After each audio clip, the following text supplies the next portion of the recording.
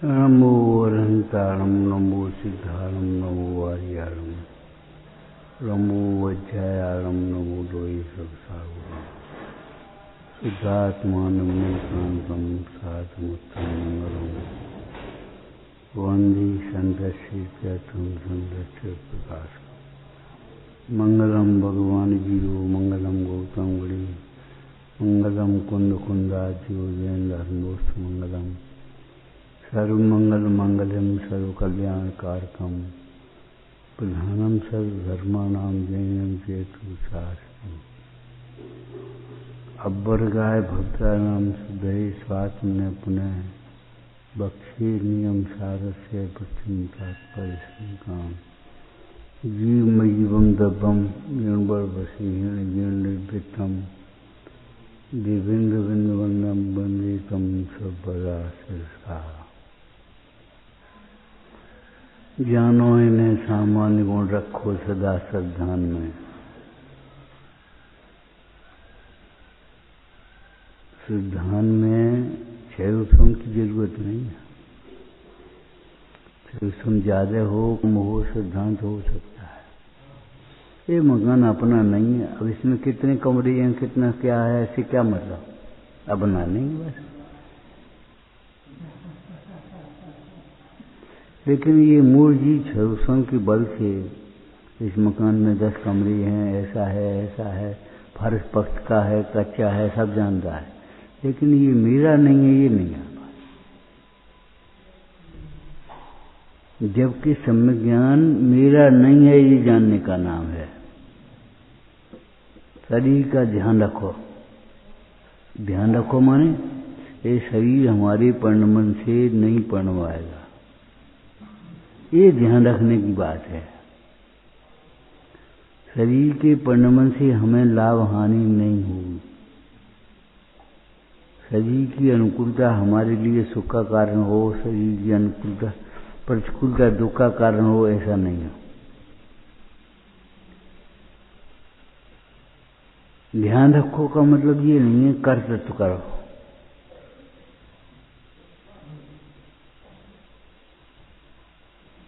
हम ये नहीं खाते नुकसान करे जो लाभ करे। मैं शरीर का बहुत ध्यान रखती हूँ। अब आराम कर ले अब सो ले। शरीर के ध्यान माने क्या समझते शरीर का कर्तव्य। जबकि शरीर का ध्यान रखो। ध्यान तो पहले होगा सिद्धांत वो सिद्धांत पहले होगा ध्यान बाद में होगा। शरीर का सिद्धांत पहले रखो। क्या सिद्धांत रखो ये शरीर मेरा नहीं है। शरीर का परिणमन हमारे लिए अनुकूल प्रतिकूल नहीं है सुख दुख का कारण नहीं है। शरीर की परिणमन को देख करके जो राग द्वेष करते हैं इष्ट अनिष्ट की कल्पना करते हैं वह हमारे लिए सुख दुख का कारण बनता है।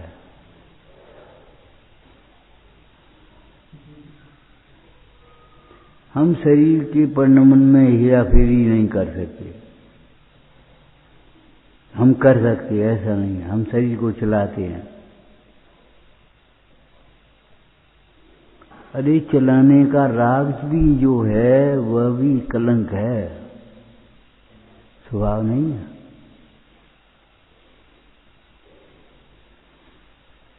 चलाने की बात तो बहुत दूर है।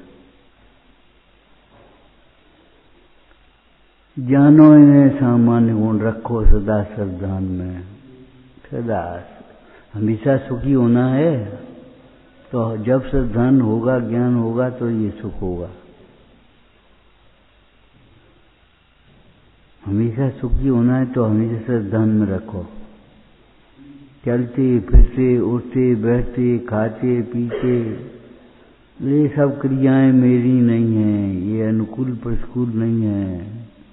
इनको लक्ष्य करके राग द्वेष करना इस की कल्पना करना बेकार है।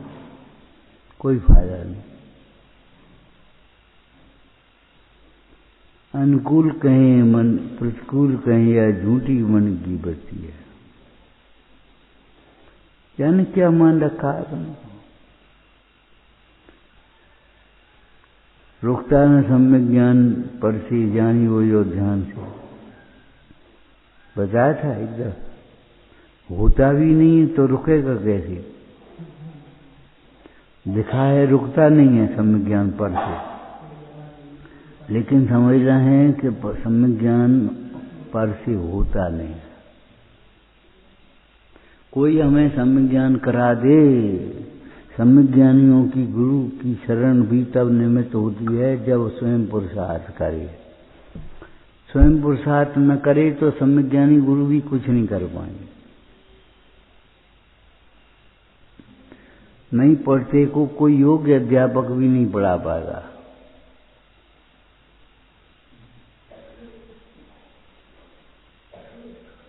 सुनते सुनते ज्ञान हो जाएगा, पढ़ते पढ़ते ज्ञान हो जाएगा। ऐसी जो भ्रांति भीतर में पड़ी है, उस भ्रांति को तोड़ो।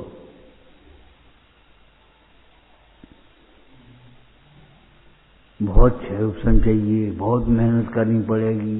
अरे काय की मेहनत करनी पड़ेगी, काय का ट्यूशन चाहिए बहुत। ये तो ऐसी बात है जैसे सुखी होने के लिए बहुत परिग्रह चाहिए।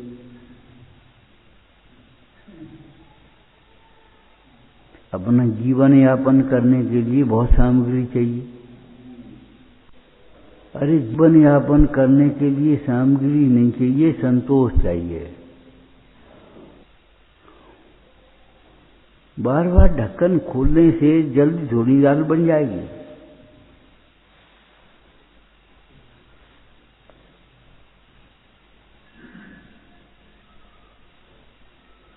ये नुकसान करती है, ये फायदा करती है, यही तो बड़ी विडंबना है हमारी। रुकता न सम्यक ज्ञान पर से, और पढ़ना क्या है, होता न सम्यक ज्ञान पर से। पराये भरोसे मत बैठे रहो।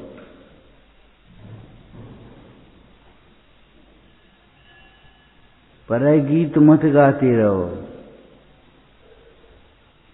अपने को आत्मानुभव हुए बिना सम्यक ज्ञानी मत मानते रहो। स्वयं ज्ञान बढ़ गया तो क्या बढ़ गया इसमें? अरे वही विशुद्धि बढ़ेगी तो फिर ज्ञान वर्ण कर्म का क्षय तो बढ़ेगा ही। संकलेश परिणाम होंगे तो ज्ञान वर्ण का तीव्र बंध होगा। विशुद्ध परिणाम होंगे तो ज्ञान वर्ण आदि का मंद बंध बढ़ेगा, और मंद बंद होगा तो क्षय बढ़ेगा ही। तो इसमें क्या बात है? ये कोई जीवन की सफलता नहीं है। अभी एक दृष्टांत दिया था तुम्हें, इस मकान में कितने कमरे हैं ये मत सोचो। इस शरीर में कितनी नसें हैं, कितने तंतु हैं ये मत देखो। ये शरीर हमारा नहीं है ये देखो। हम इसका परिणमन करने वाले नहीं हैं। तीसरा नंबर क्या बताया था? इसका परिणमन हमारे लिए इष्टनिष्ठ नहीं है। हम दुखी हो जाते हैं तो दुखी इसलिए हो जाते हैं कि शरीर को अपना मानते हैं। अपना मानना तो दुख का कारण है ही। आत्मा को अपना माने तो परम सुखी, और शरीर को अपना मानेगा तो दुखी नहीं होगा तो क्या होगा?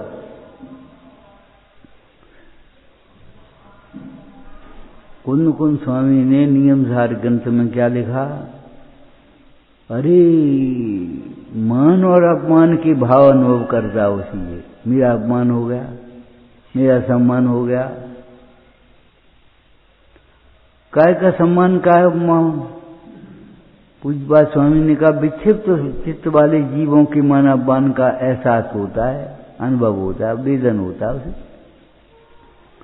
बादमा की कुछ अपमान नहीं इसमें। तुमने कोई कहानी पढ़ी है बादराज मनराज की? बोलो, अपमान सम्मान आया? दिगंबरत्व का अपमान अब तो सहन नहीं होता। भाई इसमें दिगंबर का अपमान क्या है?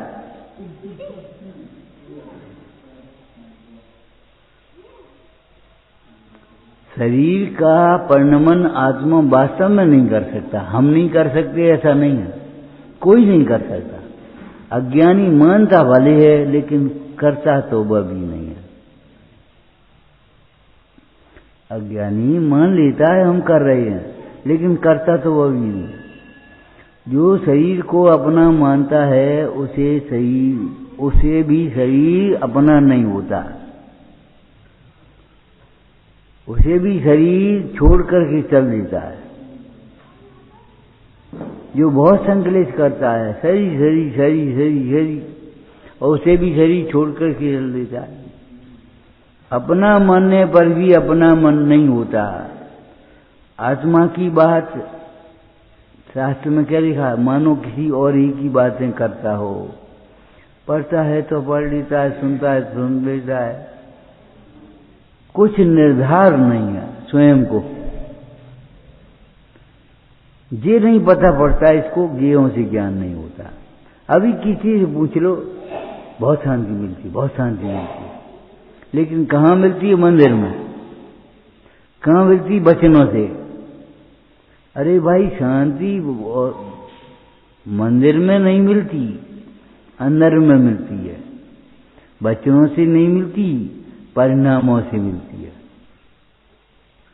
अगर आपका चित्त तत्व विचार सहित है तो घर में भी शांति है, और तत्व विचार रहित है, विपरीत है, तो मंदिर में भी शांति है। ये मंदिर आत्मा की प्राप्ति का निमित्त है, लेकिन आत्मा की प्राप्ति के बिना जबरन धर्म नहीं करा देगा, जबरन सुखी नहीं कर देगा हमें। यहां बैठ करके भी पुरुषार्थ स्वयं को करना होगा। यहां बैठ करके भी अगर पुरुषार्थ नहीं किया और सो भी सम्यक नहीं किया, उल्टा किया, तो उल्टी उल्टी धारा चलेगी।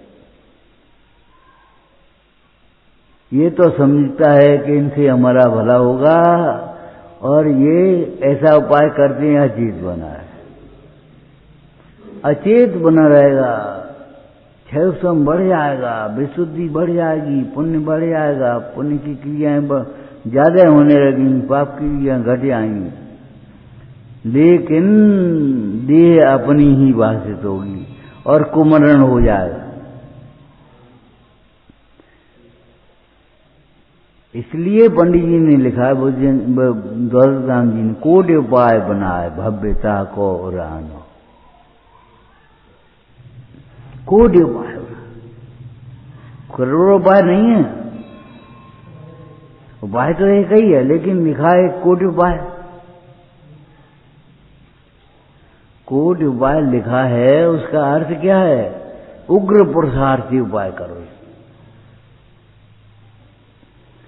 कोई करोड़ों उपाय होंगे ऐसा नहीं है। टोटल जी ने दो उपायों की चर्चा की है। एक तो पदार्थ हमारे अनुसार परिणमित हो जाए, और एक हम पदार्थ को अपने अनुसार परिणमन कराने की इच्छा छोड़ दें। लेकिन ध्यान रखना, एक ही उपाय है, पदार्थ अपने अनुसार परिणमित नहीं होगा। तुम्हें ही पदार्थ को अपने अनुसार परिणमन कराने की इच्छा, राग छोड़ना पड़ेगा। एक दृष्टांत किया से याद हो तो, 10 लक्षण का समय था, पूजा मंदिर में होती है। एक व्यक्ति हाफ माइंड बेचारा, क्रैक था उसका, दिमाग कुछ कमजोर, तो उसने पूजा पढ़ के आया घर पर, संसार में विषवील नारी तज गए योगीश्वरा। संसार में विषवील नारी लाइन पड़ी, और यहां तक पड़ी बस, संसार में विषवील नारी। और घर आकर के अपनी पत्नी से लड़ने लगा, निकल यहां से, हम जो विष की बेल को रहने नहीं देंगे। वहां झगड़ा होने लगा पति पत्नी का, होने के भाई हम निकल के जाएं कहां? वो कहते निकलो यहां से, हम विष की बेल को रहने नहीं देंगे। तब तक पंडित जी भी आ गए। क्या बात है? पंडित जी बोले क्या बात है?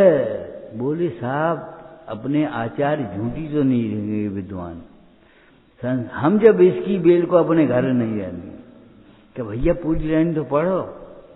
संसार में विश्वील नारी, जाओ तुम निकलो। इसको निकाल रहे हो तो द्वेष बुद्धि कर रहे हो। तज गए योगीश्वरा और तज भये योगीश्वरा। तज गए योगीश्वरा और तज भये योगीश्वरा। तज करके योगीश्वर हो गए, जाकर के मुनि हो गए, दीक्षा ग्रहण कर ली। किसी ने अपने राज्य को जंगल नहीं बनाया, तीर्थंकर भी राज छोड़ करके जंगल में चले गए।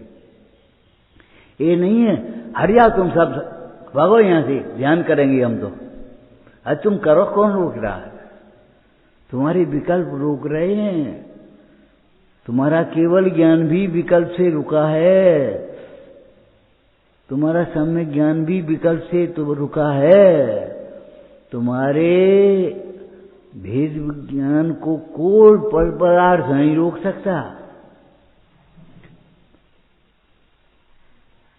या तो हम दूसरों को दोष देख करके बहाने बनाते रहें, और नहीं तो अपना दोष देख करके दूर कर लें। अपना दोष छोड़ करके दूर कर लें माने अपना राग दूर कर लें। राग दोष है क्या? पर पदार्थ को ज्ञान में आती है, यहां तक तो ठीक है। ज्ञान आत्मा का स्वभाव है। दर्पण में तुम्हारा चेहरा झलकेगा तो सही, यहां दर्पण एक लगाओ तो ये सब झलकेंगे, लेकिन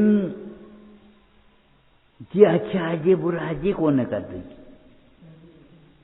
ये अपनी ही कल्पना है और झूठी कल्पना है, झूठी सब मन की। झलकेंगे तो अब तुम सोचो हम देखेंगे ही नहीं। आपने पढ़ा है साहित्य में, सूरदास ने अपनी आंखें फोड़ ली। हम देखेंगे ही नहीं, विकार कैसे होंगे? अरे भाई, आंखें फोड़ने से काम नहीं चलेगा, मोह फोड़ने से काम चलेगा। आंखें फोड़ोगे तो वही का वही दिखता रहेगा तुम्हें, जो तुम देख करके आंख फोड़ी है। ये आंखों का दोष नहीं है, तुम्हारा दोष है। एक चिट्ठी पढ़ी और रोने लगे, ज्ञान के कारण नहीं रोने लगे, जानकारी हुई है। जानकारी तो पोस्टमैन को हुई, तुमसे पढ़वाई तुमसे हुई, तुम्हें भी हुई है, लेकिन हम क्यों रोने लगे? अपने मोह के कारण। अरे लड़का की तबीयत खराब है, अब क्या करें? ये लगता है अभी पहुंच जाए, बचा ले हम, पढ़ने मन कर दिए में। पढ़ी तो तुमने भी है, तुमने पढ़ के सुनाई, बेटे चिट्ठी पढ़ी हो, पढ़ ली, सुना दी और कुछ नहीं हुआ, और सामने वाला रोने लगा, सुनने वाला दुखी हो गया। तो दुखी होना अलग बात है, ज्ञान होना अलग बात है। ज्ञान होना आत्मा का स्वभाव है। ध्यान रखना, कौन सा ज्ञान होना? अपने को जानते जानते लोकालोक जानने में आ जाए, ये स्वभाव है। ये स्वभाव नहीं हम सुनाएं और तुम सुनो और भूल जाओ फिर याद करो, ये स्वभाव नहीं है। अपने को जानते हुए सारे लोकालोक ज्ञान में आ जाए, ये स्वभाव है।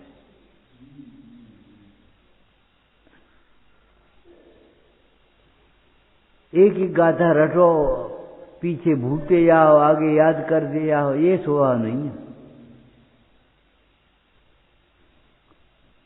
ज्ञों से ज्ञान हो तो ये बताओ, ठूंठ में आदमी का भ्रम क्यों हो जाता है? ठूंठ में, बिजुका में आदमी का ज्ञान क्यों हो जाता है? नदी के दो किनारे या रेल की दोनों पटरी मिलती हुई क्यों दिखाई देती है? मिलती हुई तो नहीं हो सकती, असंभव। लेकिन नदी के किनारे मिलते हुए दिखाई देते हैं। ये संसार ही आपको तंबू के समान दिखाई देगा। छत पर खड़े हो जाओ, आपको ऐसा लगेगा बिल्कुल तंबू, कुछ नहीं आगे। पहाड़ पर चढ़े हुए व्यक्ति को नीचे वाला व्यक्ति छोटा क्यों दिखाई देता है? नीचे के व्यक्ति को ऊपर वाला व्यक्ति छोटा क्यों दिखाई देता है? समझे इसका कुछ अर्थ? तुम जिनको छोटा समझते हो उनकी निगाह में तुम स्वयं छोटे हो जाते हो। तुम जिनको बुरा समझते हो उनकी निगाह में तुम खुद बुरे हो जाते हो। इसलिए कभी ये मत सोचना हम कौन बुरे हों, हम कौन के बुरे हों। नहीं, सत्य बात कहो, उस दृढ़ता से कहो और कोमलता से भी कहो। ये अभिप्राय से मत करो कि मान जाए, नहीं माने तो कोई बात नहीं। पंडित जी को याद रखो, मानी तो शाबाश, नहीं मानी तो तेरा द्रव्य। इसी प्रकार परिणमित हो गया। हम क्या कर रहे हैं? हम इतनी मेहनत कर रहे। अरे तुम्हारी मेहनत क्या होती है? विकल्प कर रहे हो तुम, मेहनत क्या कर रहे हो? और फिर विकल्प करने से हम एक हाथ लेकर के ऐसे मुट्ठी मारें, इसमें घूंसा मारें तो खंबा गिर जाए आरसी जी का, ये जरूरी है कोई? हमारे विकल्प से कार्य हो जाए जरूरी है? विकल्प से कार्य नहीं होगा तो खेल खिन्न नहीं होना है। पंडित टोडरमल जी ने वक्ता के लक्षण में लिखा है, लक्षण में नहीं लिखा है। वक्ता के लिए लिखा क्या? बहुत जी मान जावे तो संतुष्ट मत हो जाओ, और कोई न माने तो खेल खिन्न नहीं हो। उसका परिणाम ऐसा ही है। अब क्या करें? तो तुमने कुछ समझा है, और नहीं तो तुम समझने के बारे में भ्रांत हो गए हो। ऐसी बढ़िया चर्चा है ये तो सामान्य आधार है। देखो, किसी के गुण नहीं समझे तो हमें उसकी महिमा नहीं आती। पर्याय को जान करके पर्याय दृष्टि छोड़ना। पर्याय दृष्टि नहीं छोड़ी तो तुमने अर्थ पर्याय, व्यंजन पर्याय, स्वभाव पर्याय, विभव पर्याय सब रटनी। रटाई की पढ़ाई काम नहीं आएगी। पर्याय को जान करके पर्याय दृष्टि छोड़ना। पर्याय दृष्टि छोड़ना माने पर्याय से देखना छोड़ो। पर्याय से देखोगे तो राग द्वेष होगा और कुछ नहीं होगा, दुख होगा। पर्याय को जानकर पर्याय दृष्टि छोड़ना। गुणों को जान करके अपनी महिमा लाना। ऐसी ऐसी गुण अपने में भरी पड़ी हैं, तुम क्या समझे? तो कब ने कही, सुनो, एक पंडित जी आए हैं, ये आए हुए हैं, कोई चंदा वाले हुए हैं। अरे नहीं, बहुत क्षमावान है, बहुत विनयवान है, बहुत सरल है, संतोषी है, निष्प्रही है, उन्हें कछ नहीं चाहिए। अच्छा, तब आपको महिमा आती है। हम सामान्य रूप से कह दें तो तुम कुछ नहीं कर पाओगे, तुम भी नहीं कर पाओगे।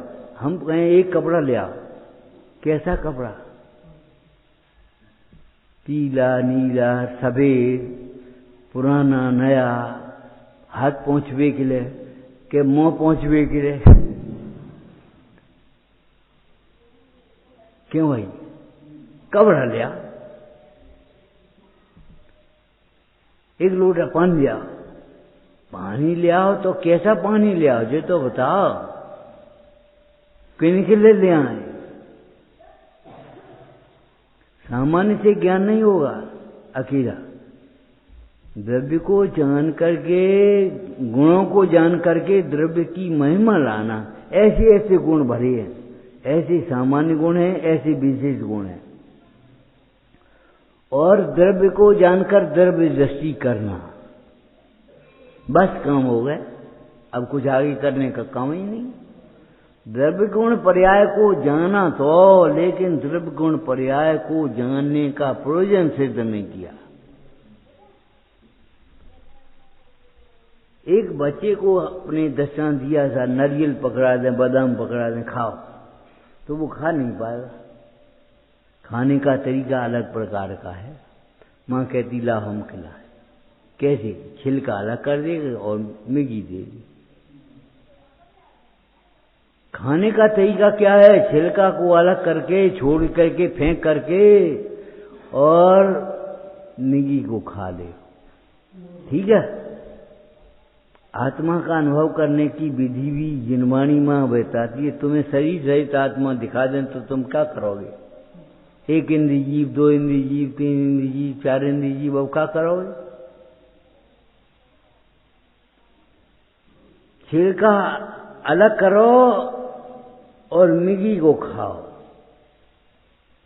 शरीर को भिन्न देखो और आत्मा से अभिन्न हो जाओ। अगर शरीर से भिन्न नहीं देखा और आत्मा से अभिन्न नहीं हुए तो हमें कुछ प्रयोजन की सिद्धि नहीं।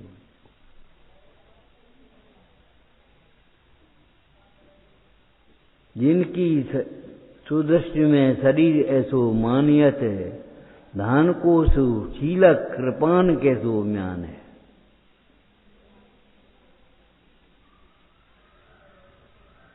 केवल शरीर से भिन्न होने की बात ही नहीं है, आत्मा से अभिन्न होने की बात भी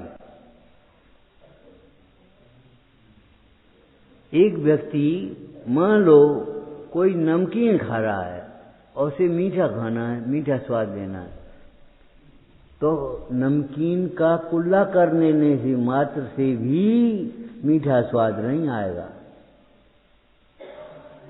नमकीन का कुल्ला करने मात्र से, नेकपान जी कुल्ला करेंगे, कुल्ला कर लिया हमने, बिल्कुल कुछ लगार भी नहीं रहा, तो अभी मीठा स्वाद तो नहीं आ जाएगा। मीठा स्वाद तो तब आएगा जब मछली का आस्वादन करोगे। शरीर को अपना मानने से तो तुम्हारा मोह नहीं छूटेगा, दुख दूर नहीं होगा। शरीर को भिन्न पढ़ करके, सुन करके, जान लेने मात्र से भी तुम्हारी कार्य सिद्धि नहीं होगी। आत्मा से अभिन्न होकर शरीर को भिन्न जाना तो तुम्हारी कार्य सिद्धि है। क्या क्या कहा हमने? आत्मा से अभिन्न होकर शरीर को भिन्न जाना, तब भिन्न जानना सच्चा है, सम्यक ज्ञान है। और नहीं तो शरीर भिन्न आत्मा भिन्न। अरे तुमको शरीर के आत्मा, शरीर भिन्न आत्मा भिन्न, ये तो बच्चे भी पढ़ लेते हैं, गा लेते हैं भजन भक्ति में, देह भिन्न आत्मा भिन्न, ज्ञान भिन्न राग भिन्न। अरे तुमको ये तो सोचो, तुम शरीर हो कि आत्मा हो? तुम ज्ञान स्वभावी हो कि राग स्वभावी हो? राग कहां से हो गया? राग इसलिए हो गया, हम अपनी ओर नहीं देखते, पर की ओर देखते हैं, और पर की ओर देखने से इष्ट निष्ठ की कल्पना कर बैठे, इसलिए राग खड़ा होता है। अथवा तो सरल भाषा में कहें तो पर में सुख की कल्पना करते हैं, इसलिए राग होता है। जिन्हें राग नहीं करना हो उन्हें पर में सुख की कल्पना नहीं करना चाहिए। मेरा बेटा बहुत बढ़िया है, मेरा दुपट्टा बहुत अच्छा है, मेरा चश्मा बहुत अच्छा। अरे चश्मा है, मेरा नहीं है और अच्छा नहीं है। बेटा है बस, अपना नहीं है, अच्छा नहीं है। ये दो बातें ध्यान रखो।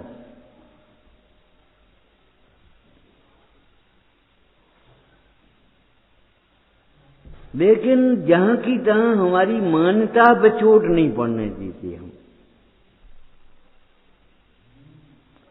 लेकिन ये दशा ऐसी है, ये समझो,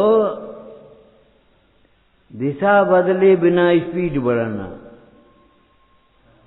विपरीत दिशा में चलते हुए भी स्पीड बढ़ाते जाते हैं। कुछ नहीं, 100 किलोमीटर के दौड़ाओ, जल्दी पहुंच जाएंगे।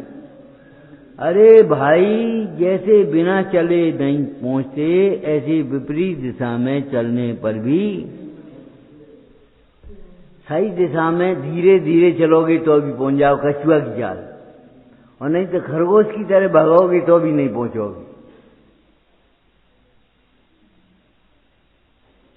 हम 1 घंटा की जगह 2 घंटा करेंगे, 3 घंटा करेंगे, ये पढ़ेंगे, लेकिन हम अपना उपयोग अंतर्मुख नहीं करेंगे, गेयों में ही दिखाएंगे। हम उसे इष्ट अनिष्ट ही मानेंगे, अपना ही मानेंगे, उसे भिन्न नहीं समझेंगे। बस ये जिद मत करो भाई। कल एक चर्चा की थी, देखो मुनराज देखते जा रहे थे। कौन से मुनराज तुम्हें मालूम है? जिन्हें याद नहीं होता था, से भूती मुनराज। चले आ रहे थे एक दिन, देखा बाई छिलका और दाल अलग अलग कर रही है। टोटरमल जी ने लिखा, ये कोई शास्त्र का शब्द नहीं था। अरे जैसे छिलका भिन्न है, दाल भिन्न है, ऐसे शरीर भिन्न है, आत्मा भिन्न है। बस वे मगन हो गए अपने में, और अपने में मग्न हो गए तो केवल ज्ञान हो गया। और अपने में की ओर देखे बिना सम्यक ज्ञान भी नहीं होगा। अपनी ओर देखे बिना सम्यक ज्ञान भी नहीं होगा, और अपने में मग्न हो गए तो केवल ज्ञान होगा। बहुत सुंदर बात लिखी कि भैया ये कोई शास्त्र का भी शब्द नहीं था, बहुत पंडिताई नहीं थी, लेकिन उन्होंने छिलका भिन्न है, दाल भिन्न है ऐसा देख करते हुए देखा तो छिलका भिन्न है और दाल भिन्न है, देखा तो पतझड़ को, देखा तो बिजली की चमक को, इंद्रधनुष को, बिगड़ते हुए बादलों को, सफेद बाल को, और वैराग्य हो गया। क्यों, कैसे हो गया? सफेद बाल देखने से वैराग्य तुम्हें क्यों नहीं हो गया? तुम्हारे सब सफेद हो गए।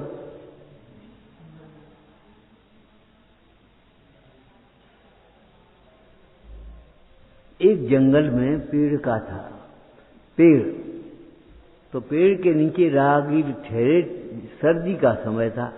उन राहगीरों ने थोड़ा सोचा ठंड बहुत है तो आंच जला दो।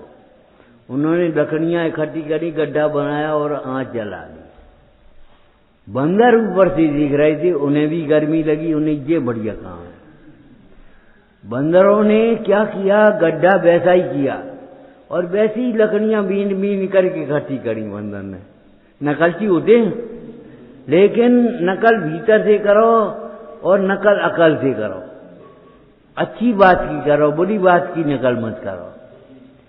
उन्होंने, बंदरों ने देखा और वहां लकड़ियां इकट्ठी करी, अब फू फू कर रहे। अब हमें कछु नहीं हो, उन्हें लाल लाल डालो, जुगनू डाल रहे। क्या हो? अरे अंदर में चिंगारी है तो फूंकने से जलेगी, जब न अंदर में चिंगारी नहीं है तो जलेगी क्या? अंदर में भेद ज्ञान है तो वैराग होगा, अंदर में भेद ज्ञान नहीं है तो वैराग कैसे होगा? इसीलिए पंचम काल में हम इतनी दुर्घटनाएं देखते रहते हैं और वैराग्य नहीं होता, और चौथे काल में इतनी दुर्घटनाएं नहीं होती थी तो भी वैराग्य हो जाता है। भेद ज्ञानी को एक सिद्धांत है, अनुकूलता में भी वैराग्य होता है। मोही जीव को प्रतिकूलता में भी भय तो लगता है, लेकिन वैराग्य नहीं होता। डर लगे रहो, किबार बंद कर ले, कहूं निकलो मत, लेकिन वैराग्य नहीं होता। वैराग्य परिस्थिति जन्य नहीं है, परिस्थितियों से वैराग्य नहीं होता। वैराग्य होता है अंतर की दृष्टि से, अंतर के लक्ष्य से, स्वाश्रय से वैराग्य होता है। वैराग्य की परिभाषा की थी आपको। वैराग्य आत्मा के आश्रय से होने वाला ज्ञानमय स्वभाव भाव है।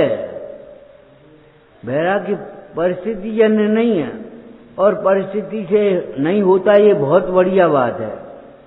परिस्थिति से अगर वैराग्य हो गए तो परिस्थिति बदल जाए तो वैराग्य छूट जाए। तुम्हें मालूम है एक दृष्टांत चौथे काल का ही, अभी तुमने विधान किया है शिक्षक विधान, बोला तुम्हें मालूम है? श्रीपाल जब नगर से बाहर गए तो मैना सुंदरी जी ये कह गए 12 वर्ष बाद अष्टमी को आ जाएंगे, और अष्टमी को आ नहीं पाए, बाहर बैठ करके वो कान लगा के सुनने लगे। मैना सुंदरी अपनी सासू से कह रही थी कुंद प्रभा से, माता जी तुम्हारे पुत्र अभी तक तो आए नहीं। अरे हमारी को परवाह कर, तो छोटे राजा की पुत्री हैं, बड़े बड़े राजन की पुत्री मिल गई उन्होंने, हमें को देखा तो है। नहीं बेटा ऐसा मत सोच, अपने मन को छोटा मत कर, श्रीपाल आता ही होगा, कहीं लग गए होंगे 2-1 दिन, 1-2 नहीं माता जी, अब कब तक हम प्रतीक्षा करें, अब तो दीक्षा ग्रहण करेंगे, बैराग हो रहा। और जो श्रीपाल ने घंटी बजाई और भीतर घुसी, कहाँ गया बैराग? वो बताओ बैराग कहाँ गया? मैना सुंदरी का बैराग की बात भी दीक्षा ग्रहण करने की बातें कर रही थी, अब पटरानी बन रही है, बैराग कहाँ गया? हमें नहीं जाने, हमें नहीं रहने, नेक व्यवस्था गड़बड़ हो गई तो हमें नहीं रहने। आप आए, अरे भैया कोई बात नहीं, गलती हो गई, क्षमा करो, अब तुम कहो सो ही करेंगे हम। अच्छा तो ठीक है, बस खत्म मामला। परिस्थितियों का वैराग्य परिस्थितियों के साथ चला जाता है। एक बार तुम्हें याद हो, एक बच्चे ने पूछा, महाराज एक प्रश्न का उत्तर दीजिए। बोलो भाई, क्या ये बताओ महावीर स्वामी को भाई कितने वर्ष हो गए? हनी बताओ, तुम 26 हो गए, 25 हो गए, क्या करोगे?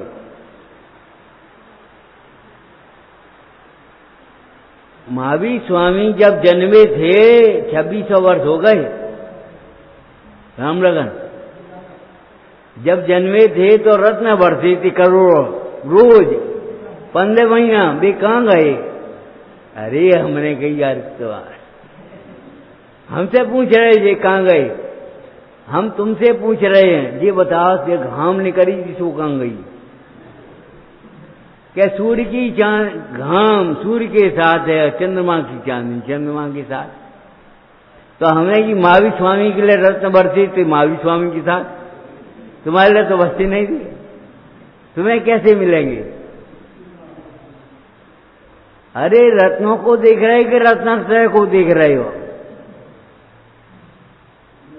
महावीर स्वामी को जब केवल ज्ञान हुआ तो रत्नत्रय की बरसात हो गई दिव्य ध्वनि की। उस रत्नत्रय को धारण करते नहीं हो, और महावीर स्वामी रत्न जन्मे थे तो रत्न बरसे थे, सो कहाँ गए दिव्य पूछ रहे हो? तुम रत्नों के लोभी हो कि रत्नत्रय के वांछक हो? झूठी बढ़ रहे हो। परमात्मा निज दीजिए, मेरे चाह कुछ और ही रत्नत्रय दीजिए।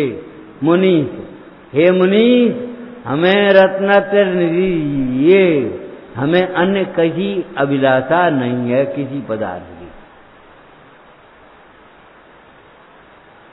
झूठ बोल रहे थे, सही बोल रहे हो। जिनवाणी माता रत्नत्रय दीजिए हैं, कह रहे हो रत्नत्रय चाहिए, और मन में भीतर में जो है कि भोग चाहिए। भगवान जैसा समोचन चाहिए, भगवान जैसी भीड़ चाहिए, भगवान जैसी सभाएं चाहिए। अरे भगवान जैसी वीतरागता तो प्रकट करो, तुम्हारे तो सब हो जाएंगे अपने आप। और सुनो, भगवान जैसी वीतरागता प्रकट करने पर भी तुम्हारे लिए समोचन नहीं रचा जाएगा। अगर तुम सामान्य केवली हो तो, अगर सात से केवली हो तो गंध कुशी की रचना होगी, समोचन की चिन्हन नहीं हो पाएगी। हम क्या करेंगे इसमें? अवसर केवली हो तो कछु नहीं रचना हो पाएगी, मोक्ष चले जाओगे।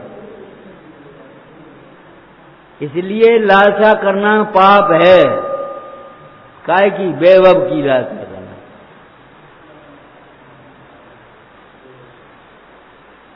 रत्नत्रय की वांछा जिनको होती है और वांछा नहीं होती, और अंदर में ये समझते हैं रत्नत्रय भी वांछा से नहीं मिलता। रत्नत्रय भी निर्वांछक को अपने आप प्रकट होता है स्वभाव के आश्रय से। समझ गए? वे मुमुक्षु कहलाते हैं, जिन्हें एकमात्र रत्नत्रय की इच्छा है, मोक्ष की इच्छा है और कोई इच्छा नहीं है। और अंदर में एक श्रद्धान है कि मोक्ष भी निर्वांछक के होगा, वांछा से नहीं।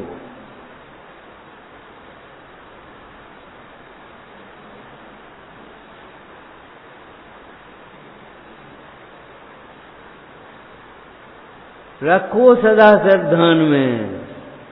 काय का श्रद्धान करोगे? श्रद्धेगा के 6 गुणों का। भैया जब श्रद्धे का श्रद्धान करोगे 6 गुणों का श्रद्धान, उसमें अंतर गर्भित होगा।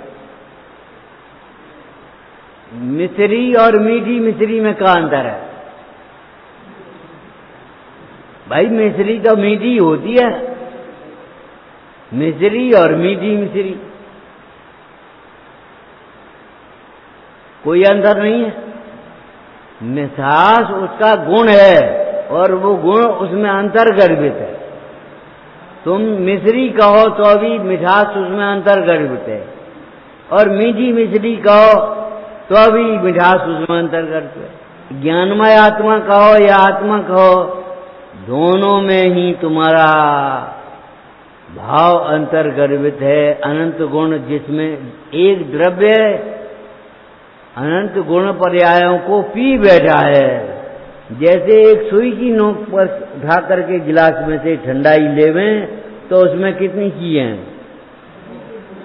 ए भगवान, एक बूंद में 17 चीजें। यहां जितनी वस्तुएं उस गिलास की ठंडाई में हैं, एक सुई की नोक पर उस पर बूंद खड़ी करी जाए तो अभी उसमें उतनी ही पदार्थ है। सिद्ध भगवान में जैसे गुण है वैसे ही तुम में गुण है, और वैसे ही इनमें गुण है। तुम अपने को यहां बैठ के ये मत समझ ले हम कच ज्यादा हो गए। तुम किस बात में का अभिमान कर रहे हो? मान करन को ना ठिकाना। तुम कैसे ये सोच रहे हो हम बहुत बड़े हैं, बहुत जानते हैं? ये कछु नहीं जानते हैं। अरे प्रत्येक जीव ज्ञान स्वभावी है, प्रत्येक जीव आनंद स्वभावी है। कोई जीव का तिरस्कार मत करो, कोई जीव से राग द्वेष मत करो। ये राग द्वेष करना ही दुख का कारण है। ओम नमः।